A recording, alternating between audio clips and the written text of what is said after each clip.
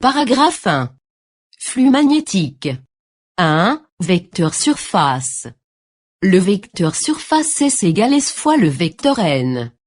N est un vecteur unitaire perpendiculaire à S, on choisit son sens arbitrairement. Le sens, on oriente la surface dans un sens positif arbitraire, puis on applique la règle de la main droite.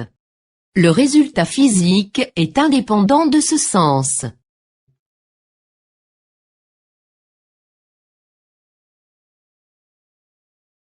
Deux. Définition du flux magnétique. Le flux magnétique à travers une surface S est le nombre de lignes de champ magnétique traversant cette surface. Il est exprimé par phi égale B par S par cosinus de l'angle BN. Phi est le flux magnétique en Weber, B est le champ magnétique en Tesla, et S est la surface en mètres carrés.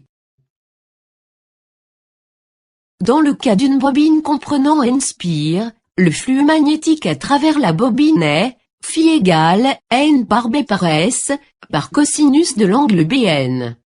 Le flux magnétique est d'une grandeur scalaire. Cas particulier.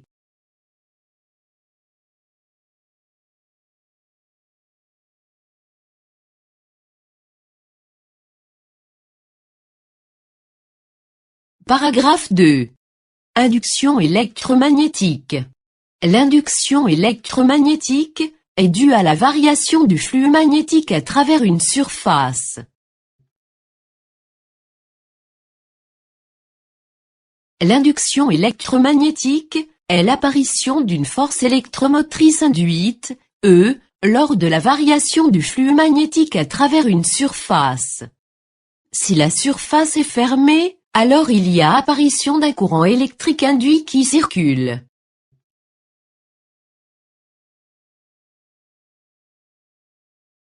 Paragraphe 3.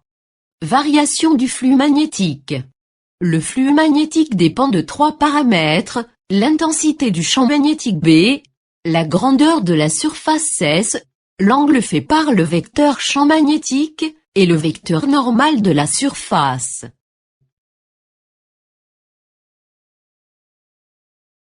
A. Déplacement relatif entre l'inducteur et l'induit. Si on approche ou on éloigne l'inducteur ou l'induit, B change. Pour trouver le sens du courant induit, on applique la règle de la main droite.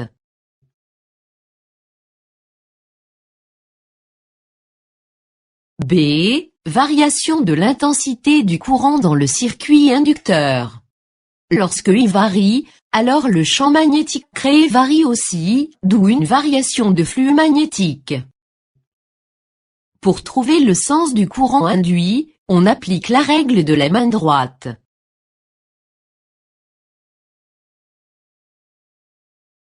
L'intensité du courant induit est proportionnelle à la variation de l'intensité du courant inducteur, alors si I augmente d'une façon linéaire, le courant induit a une intensité constante. Si le courant inducteur est alternatif sinusoïdal, alors le courant induit est alternatif sinusoïdal, c'est le cas d'un transformateur. C. Variation de la surface S.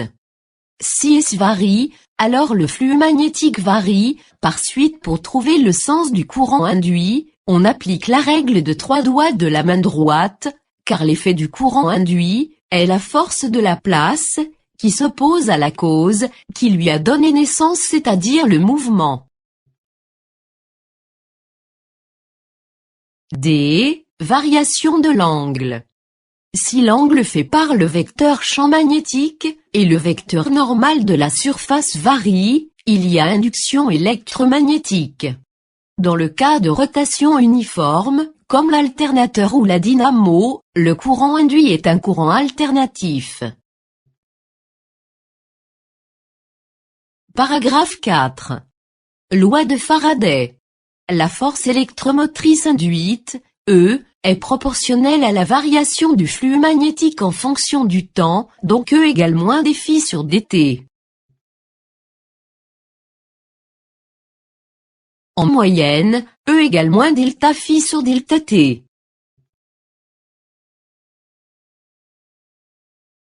Paragraphe 5. Loi de Lenz. Le courant induit, par ses effets électromagnétiques, s'oppose à la cause qui lui donne naissance.